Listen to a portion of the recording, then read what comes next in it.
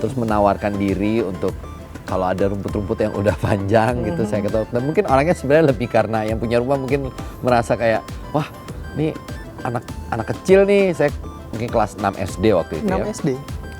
Itu udah dikasih kesempatan, dibayar, uangnya lumayan gitu untuk ukuran waktu itu, dipakai transport untuk ibu saya cari kerja gitu. Terus berlanjut, saya ikut pemilihan model majalah remaja tahun 2004, juara favorit, ketemu dengan berbagai macam manajemen, mulai aktif casting sana casting sini sampai saya dapat peran pertama saya di 2005. Kalau saya ingat-ingat ya, mudah-mudahan saya nggak salah ya, sekitar 35.000. Oke. 35.000 dan itu ada potongan manajemen.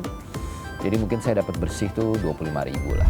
Misalnya seorang Reza Rahadian punya akun Instagram atau sosial media, konten apa yang pertama bakal diupload? Konten pertama yang akan diupload ini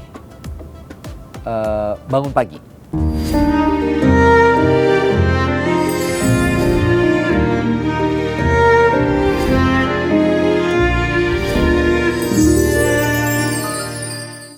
Halo Sobat iJoss dimanapun Anda berada, senang sekali Deep Talk with Syam Hakung kembali hadir menjumpai Anda. Kali ini kita bakal ngobrol sama orang yang udah sukses di layar kaca di perfilman Indonesia. Kita sambut Reza Rahadian. Halo. Boleh dong tepuk tangannya yang di studio, sepi banget.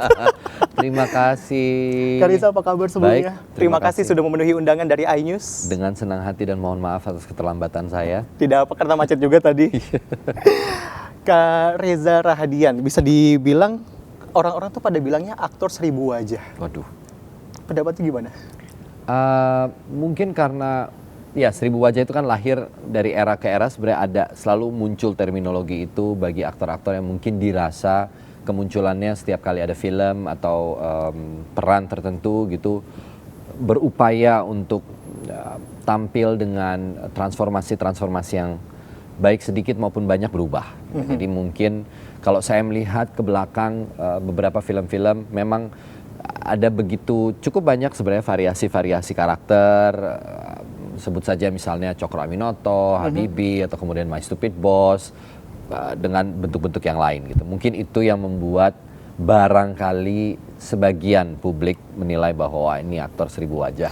Mungkin 1000 wajah karena perannya cukup variatif gitu. Perannya cukup variatif, dan kalau ngomongin soal di Google, kemarin saya sempat mau searching Reza Rahadian. Yang muncul tuh Reza Rahadian lagi, Reza Rahadian lagi. Reza lagi.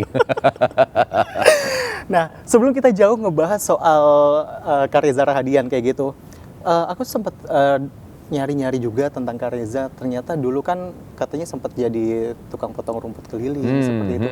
Itu benar Kak Reza? Ya, artinya sebenarnya mungkin itu terlalu sounds too dramatic gitu ya. Tapi sebenarnya itu kegiatan yang spontan terjadi. Saya ingat sekali itu era-era memasuki era krisis ekonomi gitu ya. Ibu saya kebetulan bekerja di sebuah perusahaan dan kena PHK gitu. Jadi kami berupaya melakukan sesuatu untuk bertahan hidup gitu. Nah, salah satunya tiba-tiba saya pulang sekolah, saya terpikir wah saya ada sepeda, ada gunting rumput yang biasa dipakai di rumah. Saya coba deh iseng keliling kompleks tempat di mana saya dekat tempat saya tinggal, terus menawarkan diri untuk kalau ada rumput-rumput yang udah panjang gitu saya ketemu. Dan mungkin orangnya sebenarnya lebih karena yang punya rumah mungkin merasa kayak wah ini anak kecil nih, saya mungkin kelas 6 SD waktu itu 6 ya. SD? Itu udah dikasih kesempatan, dibayar, uangnya lumayan gitu untuk ukuran waktu itu, dipakai transport untuk ibu saya cari kerja gitu. Jadi sebenarnya nggak ada yang saya tidak merasa perlu meromantisasi itu gitu ya, tapi bahwa itu adalah perjalanan hidup gitu. Dan saya syukuri sebagaimana mestinya, dan menurut saya itu petualangan yang seru gitu. Petualangan yang seru. Buat saya itu keseruan tersendiri. Itu memori yang indah. Bahwa seru juga ya dulu. Kok mikir-mikir nyari duit gimana caranya nih, masih kelas 6 gitu. Ternyata bisa nyari duit juga gitu. Jadi ya seru aja sih. Seru aja. Nah, kalau misalnya tadi ngomongin soal itu dari kelas 6 SD seperti itu ya Kak Reza. Kalau misalnya ngomongin kita soal ke layar kaca, Kak Reza Radian, itu kan bermula di film atau sinetron Bidadari, betul? Betul. Jadi sinetron Bidadari eranya waktu itu bidadarinya sudah bukan Marshanda ya, tapi um, Angel Karamoy kalau saya tidak salah Oke. ingat ya, yang menjadi bidadarinya. Yang berperan di sinetron Bidadari. Saya menjadi figuran waktu itu. Usia saya mungkin umur saya masih 16 tahun. Saya jadi anak SMP. Terus saya menjadi bagian dari sinetron itu sebagai figuran. Itu pengalaman pertama saya melihat atau berada di dalam set gitu.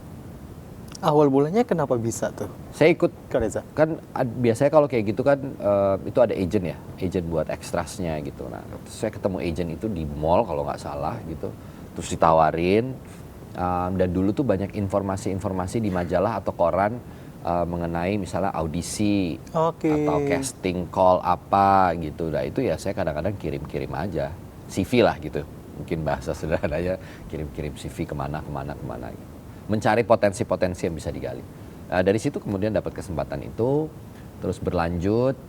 Saya ikut pemilihan model majalah remaja tahun 2004, juara favorit, ketemu dengan berbagai macam manajemen, mulai aktif casting sana casting sini sampai saya dapat peran pertama saya di 2005, sinetron. Luar biasa. Ternyata seorang Reza Rahadian yang sekarang terkenal, cukup dikenal, bukan cukup lagi ya, sangat dikenal oleh banyak masyarakat di Indonesia dan juga di mancanegara. Ternyata ikutan casting juga awal mulanya ya. Saya tuh kalau casting sebenarnya casting itu bukan terminologi yang digunakan untuk awal mula karir atau tidak. Oke. Tapi casting itu adalah sebuah proses yang wajar sekali, bahkan bukan hanya wajar ya, itu proses yang bisa dibilang mutlak gitu. Ketika seorang produser, sutradara memutuskan untuk mencari peran yang tepat untuk karakter yang akan diperankan nantinya. Jadi proses casting itu sampai detik ini, kalau misalnya saya masih ada, kadang-kadang ada sutradara yang ada satu peran nih mau ditawarin buat lo gitu, tapi kayaknya gue butuh ngeliat lo dulu screen test atau casting gitu. Lo keberatan nggak ya gitu untuk coba dulu, gue pengen lihat gitu. Saya sangat nggak keberatan gitu, karena buat saya itu proses yang sangat normal, dan saya nggak suka bahasa normal, tapi proses yang wajar gitu.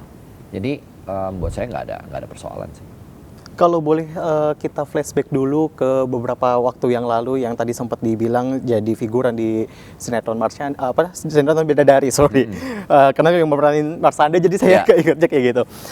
Itu tuh kalau boleh tahu bayarannya berapa sih? Aduh, Masih ingat bayaran nggak sih? zaman itu kalau saya ingat-ingat ya, mudah-mudahan saya nggak salah ya, sekitar 35.000.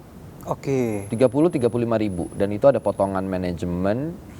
Jadi mungkin saya dapat bersih tuh 25.000 lah. Oke. Atau 30.000 gitu.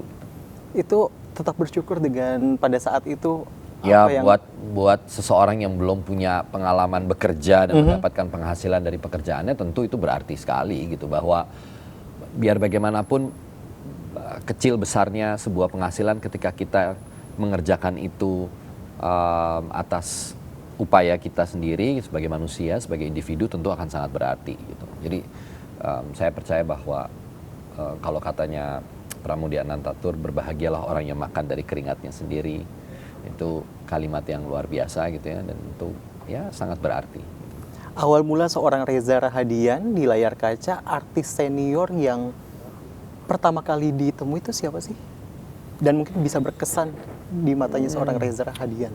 Tentu mungkin berdasarkan pengalaman ya, Ya. berdasarkan pengalaman tuh salah satunya Ibu Christine Hakim ya. Oke. Ya, Ibu Christine Hakim adalah seorang ikon film Indonesia yang bagi saya pribadi, saya merasa sangat bersyukur dan beruntung di saat yang sama bisa mengenal beliau sebagai sosok yang sangat inspiratif bagi saya, dan saya yakin bagi begitu banyak aktor di Indonesia.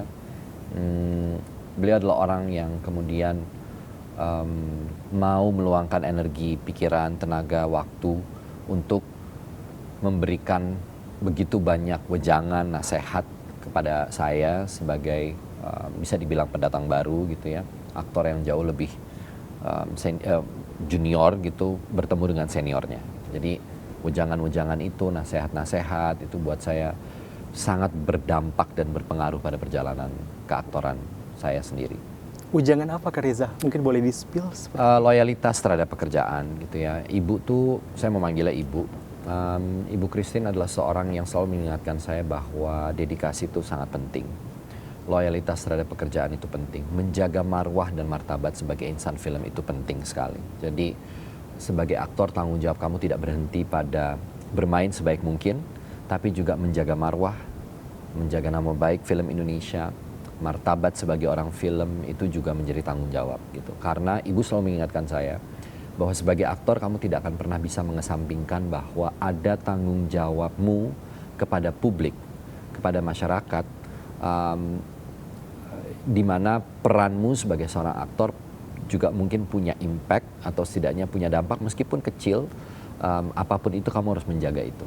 Jadi ada tanggung jawab moral dalam tanda kutip gitu ya, ada tanggung jawab moral yang tetap harus dijaga gitu, karena biar bagaimanapun mungkin itu kenapa kami disebut juga public figure atau figur publik gitu, karena kami, ibu mengingatkan kamu punya tanggung jawab itu, jadi menjaga sikap, kata-kata, kemudian profesionalisme dan lain-lain.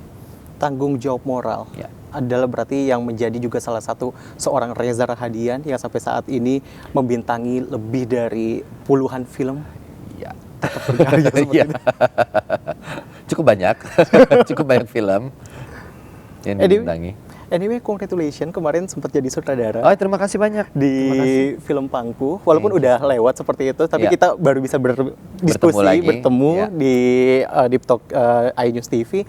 Tapi kalau misalnya kita boleh flashback sedikit seperti itu tentang proses perjalanan film Pangku pada beberapa waktu lalu, itu awal mulanya dari Mas Reza sendiri kah yang memang punya ide kreatifnya atau berangkat dari mana sih? Ide itu iya tentu awalnya saya melihat langsung gitu ya tradisi tersebut atau fenomena sosial itu, lalu kemudian 8 tahun itu hanya menetap di kepala aja, tidak pernah tertuang dalam bentuk naskah ataupun apapun, sampai kemudian satu hari seorang yang sudah saya anggap seperti kakak saya sendiri, Happy Salma, menghubungi saya untuk mengingatkan bahwa ada sebuah cerita yang kamu pernah ceritakan dan kenapa nggak itu dibikin film gitu. Dari situ akhirnya saya terpikir bahwa mungkin ini memang harus diselesaikan, dituntaskan gitu ya. Nah, akhirnya saya mencoba untuk mendevelop cerita itu, menulis. Kebetulan kami bisa memproduksi itu dengan PH kami sendiri, ya udah terjadi gitu. Gambar Gerak yang memproduksi, Arya Ibrahim sebagai produser dan Gita Farah, penulis juga terlibat di situ, Felix gitu ya sebagai penulis skenario, dan kru-kru yang terlibat sampai kami menentukan pemain dan lain-lain. Jadi saya percaya bahwa semua proses kreatif itu adalah semua akan tepat pada waktunya gitu ya. Tapi karya yang baik adalah karya yang selesai gitu. Jadi saya memantapkan diri untuk bahwa ini harus menjadi karya yang selesai dulu. Soal bagus, enggak, kurang, jeleknya di mana dan lain-lain itu biarlah menjadi proses pembelajaran saya sebagai seorang sutradara di proyek tersebut, untuk kemudian mengasah kemampuan saya dalam menyutradarai sebuah film, sensitivitas saya dalam menyutradarai ke depannya. Sebagai seorang artis atau aktor 1000 wajah penyebutan orang-orang dan juga udah sempat jadi sutradara, mana yang lebih passionate sebagai seorang Reza Rahadian? Saya merasa bahwa saya bersyukur sekali saya punya kecintaan pada dunia film, dan kecintaan itu bertumbuh. Tidak sejak awal langsung jatuh cinta gitu ya, tapi melalui sebuah proses panjang, setidaknya bagi saya cukup panjang, 20 tahun saya berada di industri ini, hidup dan menghidupi. Jadi ya tentu semua perjalanan itu memiliki maknanya sendiri, dan saya rasa kecintaan itulah yang membuat saya terus ingin berkarya dan ingin berbuat sesuatu untuk industri ini yang mudah-mudahan sedikit banyak bisa memiliki arti gitu. Setelah merasakan dua sisi sebagai aktor dan juga sebagai sutradara, akan lebih banyak di mana waktu seorang Reza Rahadian? Tahun ini saya akan merilis insya Allah sekitar 4 film yang akan tayang di tahun 2026, dimulai dengan Susana, Santet Dosa di Atas Dosa adalah menjadi film pertama yang akan rilis di tahun ini, film pertama saya yang akan rilis di tahun ini, di mana saya ikut terlibat. Setelah itu saya ada Laut Bercerita. Kemudian mungkin insya Allah ada Black Coffee. Dan semua akan baik-baik saja. Jadi ada rangkaian film yang sepertinya akan dirilis tahun ini. Jadi kalau ditanya mana yang akan lebih banyak, saya agak sulit menjawab. Tapi sepertinya dunia keaktoran adalah dunia yang berat sekali untuk, itu bukan sebuah pilihan. Memilih aktor atau director, karena dua-duanya memang bisa dikerjakan bersama. Bersama dalam artian ini masih dalam skup yang sama, dunia film. Ketika saya mendirect ya berarti saya tidak syuting. Yeah. Tapi begitu pun juga artinya ketika saya tidak syuting juga saya bisa nggak ngapa-ngapain gitu. Kan syuting kan tidak selalu ya. Yeah. Saya sih tidak merasa hidup saya fully dedicated hanya ada di set sebagai seorang aktor gitu. Ada peran-peran lain. Saya sebagai manusia, saya punya kegiatan-kegiatan di luar film gitu. Jadi saya rasa saya bisa membagi waktu itu dengan cukup baik gitu. Saya cukup yakin dan percaya bahwa saya bisa membagi waktunya dengan baik, insya Allah. Dengan bisa membagi waktunya dengan baik. Jadi kalau seorang Reza Rahadian, Kak Reza ini, kalau nggak syuting tuh ngapain aja sih? Nggak syuting, nongkrong sama teman-teman, cari tempat makan yang enak gitu ya. Terus ya kadang-kadang santai-santai aja di rumah, nonton TV, nonton film-film gitu. Nggak ada yang apa ya, nggak yang terlalu bagaimana ya. Ya kegiatan-kegiatan yang umumnya dilakukan oleh banyak orang lainnya juga saat mereka punya waktu luang gitu. Berkumpul bersama keluarga pasti itu yang mungkin juga cukup kerap kali saya lakukan gitu. Di luar itu nggak banyak sih. Ya kadang-kadang membaca buku di waktu-waktu tertentu, journaling. Saya suka menulis gitu ya. Jadi saya biasanya menyempatkan waktu untuk menulis, journaling. Itu cukup sering saya lakukan kalau itu. Walaupun di tengah kadang-kadang di lokasi saya bisa menulis, di hotel ketika kalau syutingnya di luar kota gitu. Jadi itu aja. Itu aja. Tadi yang menarik soal berkumpul dengan keluarga. Kalau ngomongin soal dari apa ya bisa dibilang wajah dari seorang Reza Rahadian tuh aslinya orang mana sih? Oke. Ayah saya Iran. Oke. Ayah saya Iran dari Tehran. Ibu saya ada keturunan Jawa dan Timor gitu ya, Rote. Jadi memang keluarganya cukup diverse gitu gabungannya. Tapi saya itu latar belakang orang ayah dan ibu saya. Nah, ngomongin soal tadi sempat disinggung soal Iran kayak gitu. Masih ada saudara yang di sana kah? Wah, itu dia saya nggak tahu ya karena ibu saya dengan ayah saya sudah berpisah sejak saya umur mungkin 3 bulan 6 bulan kali ya. Jadi saya tidak pernah bertemu dengan beliau juga, tidak pernah berinteraksi, sehingga saya nggak tahu banyak sih. Mungkin ya kalau ditanya keluarga ada apa enggak di Iran mungkin ada gitu, cuman saya nggak tahu. Tapi kalau misalnya harus mengomentari tentang situasi memanas yang di sana? Pertama sangat menyayangkan tentunya, gitu ya. Saya percaya bahwa sebagai sebuah negara yang berdaulat, gitu ya, sebagai seorang manusia saya melihat bahwa ada hukum internasional yang mengatur semuanya, gitu ya. Dan ketika hukum internasional itu diterabas dan melakukan aksi-aksi yang lebih bisa dikatakan parsial gitu. Atau keputusan diambil sendiri gitu. Buat saya sih saya sangat menyayangkan kejadian-kejadian yang terjadi gitu. Karena biar bagaimanapun dampak yang dihasilkan dengan adanya saat ini perang yang terjadi di sana itu kan dampaknya juga adalah dampak global. Kita nggak ngomongin pertama saya sangat amat prihatin terhadap bagaimana kondisi anak-anak yang harus menjadi korban. Karena kalau kita ngomongin perang tuh most probably masyarakat civil society yang akan menjadi korban. Kedua, dampak ekonomi global. Itu akan berdampak ke banyak negara, tidak hanya negara yang menyerang atau yang melakukan serangan-serangan, tapi juga dampak di wilayah-wilayah yang dekat dengan negara-negara tersebut. Jadi buat saya, I don't know, I don't wish that to happen sih.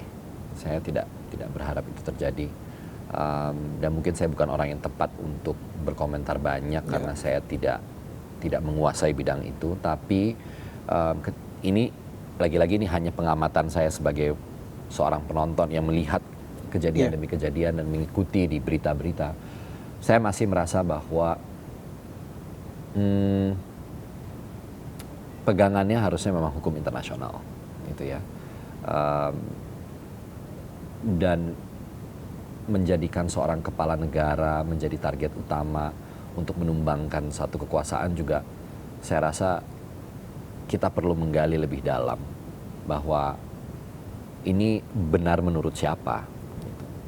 Benar menurut siapa, dan apakah tindakan seperti itu bisa begitu, karena kalau itu bisa terjadi di satu negara, apakah ini menimbulkan kemungkinan untuk kemudian ini bisa terjadi dengan mudahnya di negara-negara yang lain hanya karena ada satu negara adikuasa yang merasa bahwa punya hak untuk melakukan hal-hal semacam itu. Jadi hal-hal seperti itu menurut saya itu patut kita jadikan refleksi kita bersama, gitu. Patut kita jadikan refleksi bersama. Dan ngomongin soal Reza Rahadian yang seorang aktor dan juga bisa dibilang bisa bersuara. Tapi kalau ngomongin soal bisa bersuara, tapi apa ya, Reza Rahadian kan nggak punya akun di Instagram kayak gitu. Itu menariknya kenapa sih? Karena saya mungkin merasa bahwa saya belum punya ya, saya nggak, never say never gitu ya, tapi saya sampai detik ini belum punya ketertarikan untuk punya personal social media account misalnya gitu. Saya lebih senang berbicara seperti ini, di ruang-ruang publik seperti ini, berbicara. Saya yakin wadah untuk berbicara tuh macam-macam bentuknya, lewat interview, lewat wawancara dengan mungkin teman-teman wartawan gitu, kalau ada isu penting yang perlu saya sampaikan gitu. Jadi saya yakin mediumnya selalu ada. Dan tidak hanya social media gitu ya. Itu jalan aja sih yang saya pilih. Gitu. Itu jalan yang saya pilih sampai detik ini. Saya belum mempunyai satupun akun social media yang saya bisa mengatakan atau bisa memposting apapun gitu. Jadi kalau posting-posting, kalau kayak artis-artis lain, jadi di mana itu Reza Rahadian? Ya nggak ada gitu. Karena biasanya kalau di social media official Pilares isinya lebih banyak pekerjaan aja ya, informasi misalnya kayak trailer film, atau kegiatan-kegiatan yang berkaitan dengan dunia yang saya geluti, atau kegiatan-kegiatan saya yang bisa saya share gitu. Tapi lebih daripada itu mungkin nggak ada yang terlalu personal gitu. Ya nggak ada kegiatan misalnya saya lagi ngumpul sama teman-teman gitu, yang nggak ada gitu. Tapi mungkin di sosial media teman saya ada, jadi saya pikir ya udahlah, udah dari yang sosial media yang lain. Diwakilkan berarti. Iya kan, udah cukup aja gitu. Jadi saya belum merasa ada urgency yang menarik saya untuk saya bikin, mungkin suatu hari nanti ya, saya nggak tahu, saya nggak pernah bilang saya nggak mau atau saya anti, enggak gitu, tapi ya sampai detik ini belum. Tapi apakah itu menjadi bagian dari menjaga privasi seorang Reza Rahadian? Enggak juga, karena menurut saya privacy itu kan kita yang putuskan ya. Iya. Kalaupun saya punya akun, katakanlah saya punya akun sosial media pribadi, saya kan punya kontrol apa yang bisa saya share, apa yang tidak gitu. Jadi ruang privasi itu sebenarnya kita yang kontrol.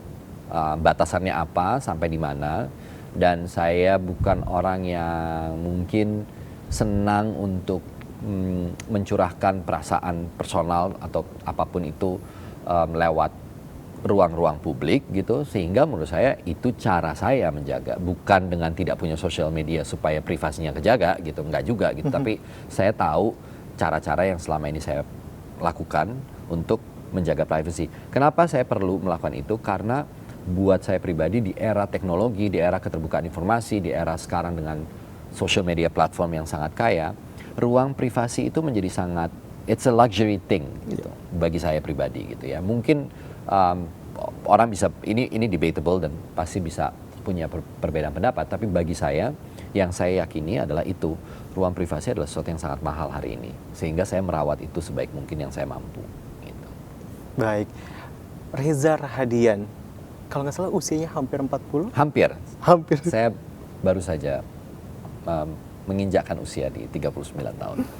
Melihatnya untuk ke depan dengan usia yang bisa dikatakan matang, itu kalau di industri perfilman seorang Reza Rahadian merasa akan was-waskah menghadapi umur tersebut, atau merasa ya ini diri gue semakin matang di dunia perfilman? Saya justru menyambut ini dengan sangat penuh excitement, penuh kegembiraan gitu ya. I can't wait to be 40, to be honest. Karena menurut saya itu angka yang cool enough gitu ya, untuk bisa bilang I'm in my 40s gitu. Jadi dengan apa yang selama ini coba saya lakukan gitu, saya merasa I'm very excited gitu. Saya bersyukur ada di industri ini. Saya bersyukur bahwa sampai hari ini saya bisa terus lapar untuk mencari hal-hal baru yang ingin saya lakukan. Salah satunya directing gitu ya, salah satunya itu gitu. Jadi ya nggak ada kekhawatiran berlebih gitu. Ya it's at the end of the day it's just age gitu ya, it's just a number. Well, again it's debatable tapi I don't know, I'm just excited. Excited. Very very excited to be 40.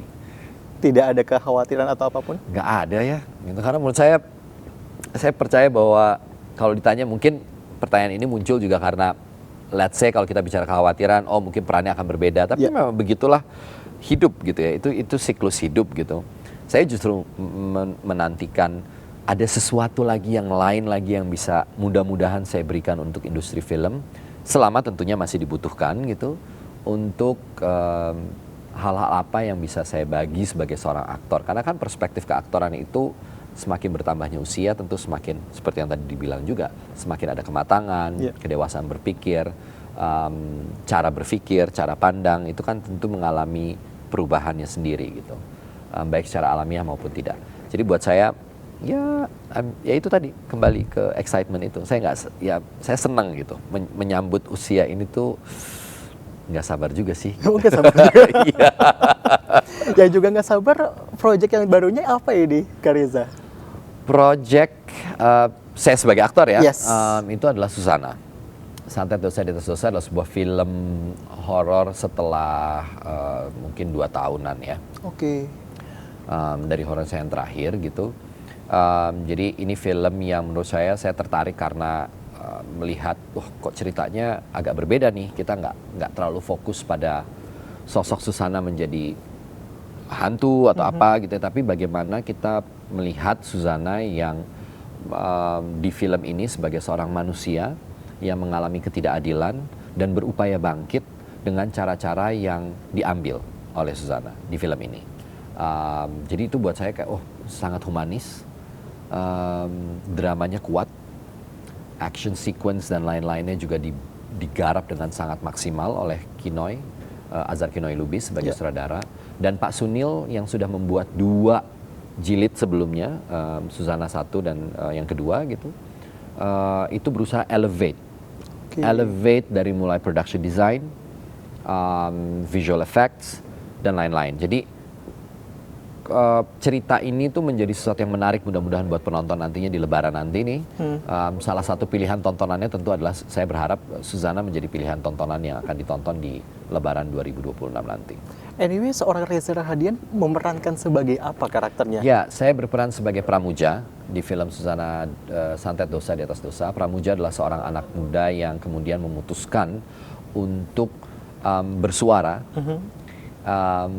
lantang dalam mengatasi ketidakadilan yang terjadi di desanya. Cerita ini di sebuah desa. Oke. Di sebuah desa ada seorang kepala desa, lurah gitu ya, yang bersikap semena-mena, sangat represif, menindas rakyatnya, ada ketidakadilan di sana, dan Pramuja muncul sebagai seorang anak muda yang ingin melawan ketidakadilan itu. Bahwa dia ingin melihat warga desanya bisa kembali hidup dengan damai, hidup dengan keadilan, dan tentu film ini juga membawa unsur cinta yang kuat gitu ya.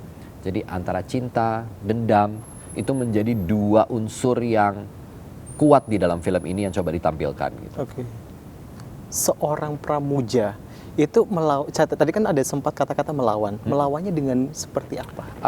Pemberontakan. Oke. Gitu ya. Dia memberontak, dia menyatakan pendapatnya di depan masyarakat yang ada di desa itu bahwa Bapak Ibu sekalian, ini adalah sebuah kita ada ketidakadilan, kita harus bersuara, kita harus melawan ini dan lain-lain. Jadi ini sesuatu yang bisa saya bilang mungkin tidak terlalu sulit untuk relate ke penontonnya nanti. Artinya kan hal-hal yang seperti ini tuh bisa mudah dipahami lah gitu. Kalau ngomongin soal karakter Pramuja, dari segi emosional ataupun dari segi keterhubungan dengan Susana ini di part mana ya? Oke, jadi Pramuja ini tentu seperti halnya dengan film-film Susana yang lain gitu ya, selalu ada karakter protagonis laki-laki yang menjadi love interest atau menjadi orang yang kemudian berupaya untuk memberi wejangan atau nasihat dan lain-lain kepada Susana atas pilihan-pilihan hidup yang diambil oleh Susana gitu. Nah, Pramuja hadir dalam momentum itu. Ia hadir bertemu dengan Susana, lambat laun tentu ada hubungan yang terjalin di antara mereka berdua, seperti apa harus nonton filmnya, tapi juga dia menjadi sosok yang kemudian berupaya untuk membuat Susana berpikir ulang tentang pilihan-pilihan yang dia ambil, tentang dendam itu tadi. Jadi antara cinta dan dendam itu dilebur bersama lewat dua karakter ini, Susana dan Pramuja. Itulah mengapa namanya Susana santet dosa di atas dosa. Jadi dosa. Santet itu adalah ilmu yang digunakan di dalam film ini. Jadi kita akan melihat begitu banyak implikasi ilmu ini apa aja ya. Bentuk santet itu kayak gimana aja ya gitu. Itu akan ada di film ini. Bakal ada di film ini. Tapi tidak akan melakukan santet itu akhirnya. Harus nonton. Itu tayang Tanggal 18 Maret 2026. 18 Maret. 18 Maret serentak di seluruh bioskop di Indonesia. Jadi mulai hari ini. Nah, kalau misalnya ngomongin soal konflik tadi sempat dibahas, berarti konfliknya antara yang tadi percintaan tadi dilebur seperti itu. Atau konflik utamanya? Konflik utamanya sebenarnya tentang Susana, bagaimana dia berupaya untuk membalaskan dendamnya.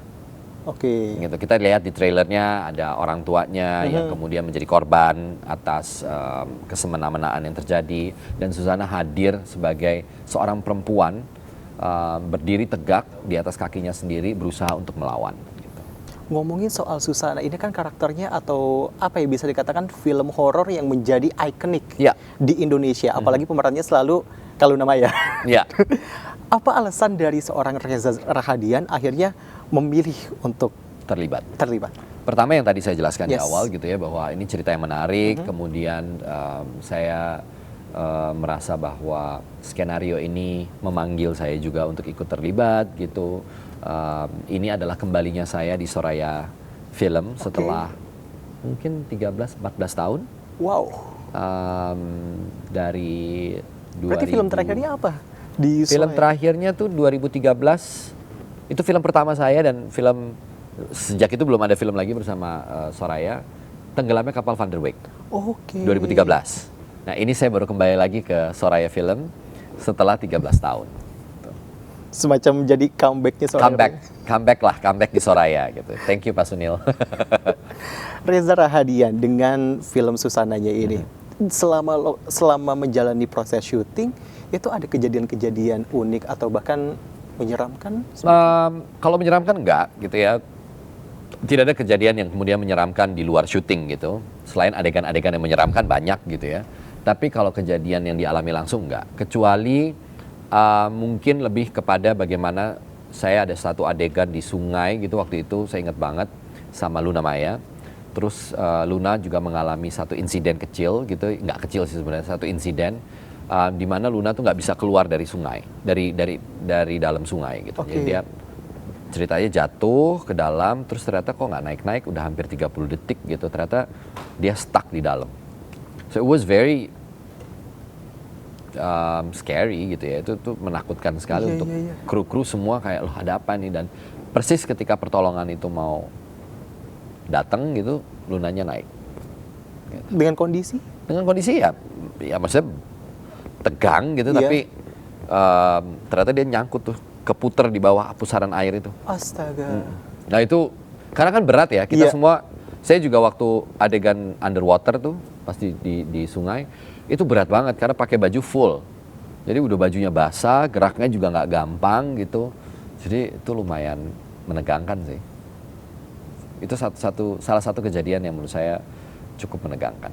Cukup menegangkan dalam saat proses syutingnya. Proses syuting. Tapi kalau misalnya untuk cerita-cerita yang mystical gitu, alhamdulillah sih nggak ada ya.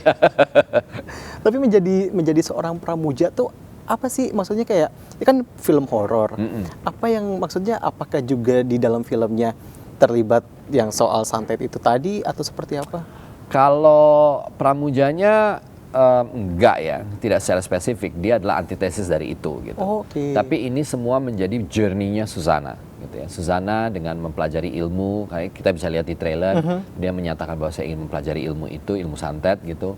Dia berguru ke seorang perempuan dan itu proses Suzana untuk mencoba membalaskan dendamnya, dan Pramuja hadir di situ untuk mengingatkan bagaimana kemudian dampak dari ilmu ini gitu. Ada nggak sih menurut seorang Reza Rahadian di film Susana ini yang memiliki emosional yang cukup kuat? Bahwa tidak semua orang itu hitam dan putih. Buat saya ada satu adegan saat Susana bersama Pramuja, saya nggak bisa cerita adegannya apa, tapi ini adegan salah satu yang sangat emosional. Oke. Bagaimana mereka berdua berdialog cukup panjang tentang makna hidup, tentang dendam, tentang cinta, dan tentang Tuhan. Oke. Wah, itu dialog dan adegan yang menurut saya cukup powerful, sangat emosional, dan saya nggak sabar juga buat melihat hasilnya nanti di layar lebar seperti apa. Oh berarti nanti kita baru akan Iya, saya juga belum nonton soal. Kita nanti bakal nonton bareng Yes. gitu ya. Tapi kalau misalnya menurut seorang Reza Rahadian sendiri, apa yang membedakan film Susana ini dengan film horor lainnya? Pertama, treatment filmnya, gitu ya. Dia tidak hanya berpaku pada jump scare. Ada banyak adegan-adegan yang mungkin bisa dibilang action sequence yang cukup besar skalanya, sangat grande gitu ya. Ledakan di sana sini, efek yang digunakan yang sebagian besar itu adalah menggunakan real effects. Jadi kayak saya ada satu adegan di mana saya mengejar seseorang, siapa itu orangnya harus nonton filmnya. Tiba-tiba ada sebuah ledakan besar. Oke. Nah, eksplosif itu tuh ketika ada explosion gitu, itu benar-benar ledakan yang besar. Jadi saya tuh baru pertama kali ngelihat ledakan depan mata dan efek panasnya tuh nyampe ke muka tuh di situ.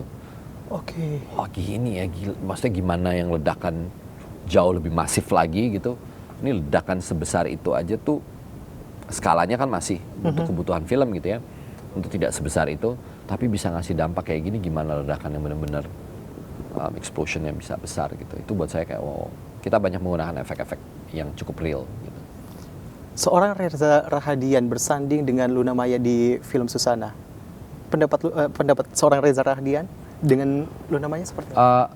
I think she's a great actress gitu ya. Maksudnya saya mengalami langsung dan melihat sendiri bagaimana Luna bekerja keras untuk mendalami karakter ini. Ada dialect coach karena kan cara berbicara Susana itu sangat punya kekhasan gitu ya. Itu dilakukan oleh Luna. Makeup, efek yang lama banget tuh, makeupnya 4 jam lebih gitu. Wow. Dedikasi yang luar biasa, kerja keras yang luar biasa. Dan saya melihat bagaimana Luna sangat serius menjalani peran ini. Mungkin juga karena sudah menjalankan 2 sebelumnya, sehingga saya kagum sama kerja keras Luna. And I think she's a very dedicated actress gitu. Untuk perannya sebagai Susana juga luar biasa gitu. Bagaimana dia menjiwai dan masuk ke dalam ruang itu, ruang karakter itu, bagaimana gestur, perilaku-perilaku yang ditampilkan itu buat saya luar biasa sih. Oke. Kak Reza, sekarang kita masuk ke jawab cepat. Yes. Oke. Udah bersiap deh. Siap. Sosok ibu bagi seorang Reza Rahadian. Inspirasi. Kalau bisa mengulang waktu, apa yang dilakukan oleh seorang Reza Rahadian? Kalau boleh mengulang waktu, nggak ada sih. Nggak kepingin mengulang waktu. Sudah. Saya percaya berjalan bahwa waktu sudah sebagaimana mestinya. Film Susana. Tragedi, cinta, dendam. Terakhir, misalnya seorang Reza Rahadian punya akun Instagram atau sosial media, konten apa yang pertama bakal diupload? Konten pertama yang akan diupload ini bangun pagi, ngapain aja, penting banget konten. Rutinitas seorang Reza Rahadian berarti ya. Iya, kayak morning routine. Oke. Itu morning routine gitu. Reza Rahadian, aktor 1000 wajah. Terima kasih sudah Thank you so hadir much. Thank di Deep Talk with Thank you. Syam Hakung. Thank Thank you Sobat Aijos, tadi kita udah ngobrol-ngobrol dengan Reza Rahadian. Oh terakhir mungkin, Ya. boleh kasih tahu filmnya? Oke.